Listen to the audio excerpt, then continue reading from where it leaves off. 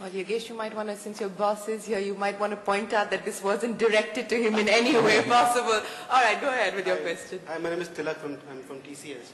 The key question that I wanted to ask was that you rightly pointed out that the top 20 companies we have to look at and where they are today.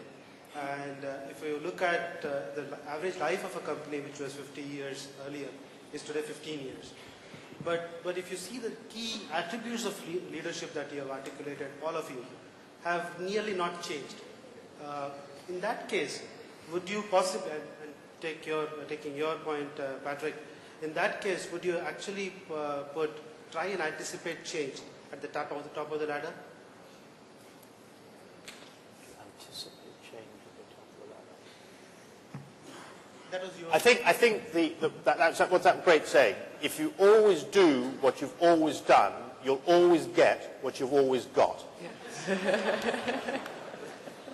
And on that basis, you've got to keep running, because you cannot start to do the same thing twice. You have to continue to reinvent.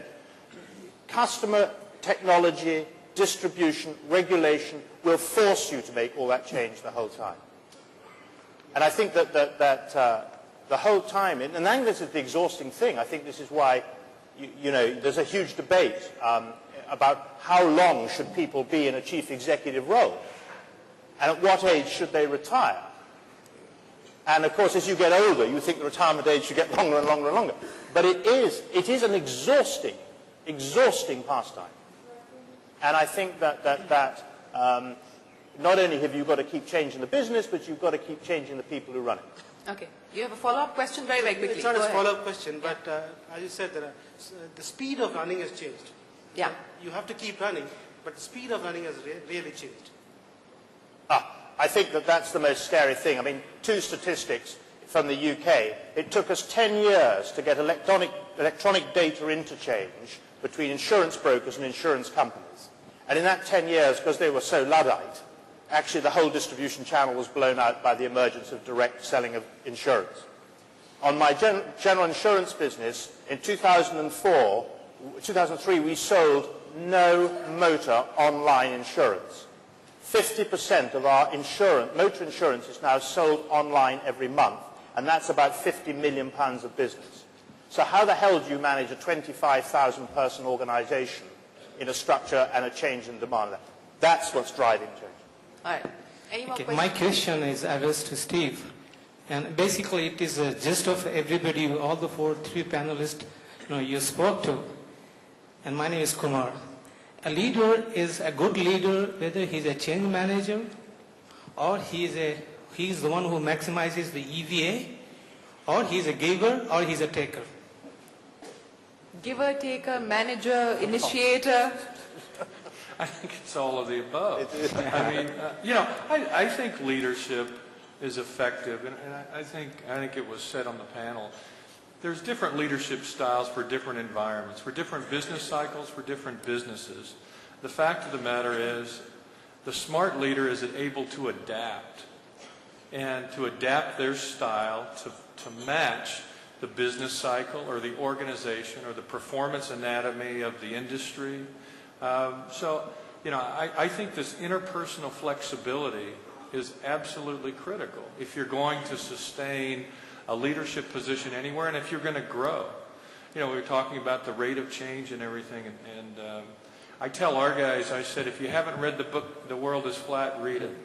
Because there's a piece in there that tells you point blank where we're headed with this industry. It's an African proverb about the lion and the gazelle. Every day the lion wakes up and knows that they have to run very fast to catch the gazelle so they can eat. And every day the gazelle wakes up and knows that they have to run fast as hell or they'll be eaten. Okay. But either way, they both wake up running. All right. Since we're talking about running and we're talking about things moving very, very fast and decisions needed to be taken very, very quickly, Lakshmi, we're talking about how ruthless or brutal leaders really need to be, because in a changing environment at this space, if you suddenly find that maybe 6 members of your team aren't performing as well as they should be, or they're not really the right fit after a couple months that you've hired them, what do you actually do? What should a good leader in that situation do? Should you move them and try and find the right fit for them, or just let them go and maybe find themselves a right fit elsewhere? Yeah, I think that happens quite often in this industry in terms of is that person the right fit? Have we given sufficient opportunity for that person to succeed? Have we been honest and sincere and helpful in making that person successful within the organization? If despite all of the above, the person has not performed or delivered, then clearly it's time for change. And once the decision to change has been taken, i.e. it happens at the time that the results have not been delivered, there is no point in waiting. Go ahead and make that change.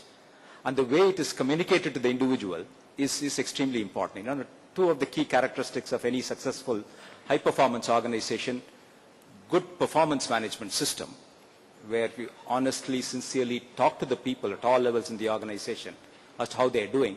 But more importantly, more important than the performance management is the consequence management. You know, which is something that culturally here in India, it's very different. It's very difficult. It's a womb to tomb philosophy for most companies in India. Many of those. And that's something that if you come to grips with that and handle the consequence management, it doesn't have to be traumatic. People do understand. People do understand whether they have performed or not, and they will take the message. They will take the message. So you have to be, I wouldn't say we need to be ruthless, but you have to be firm and decisive. And most often, parties on both sides of the table understand why such a decision is necessary.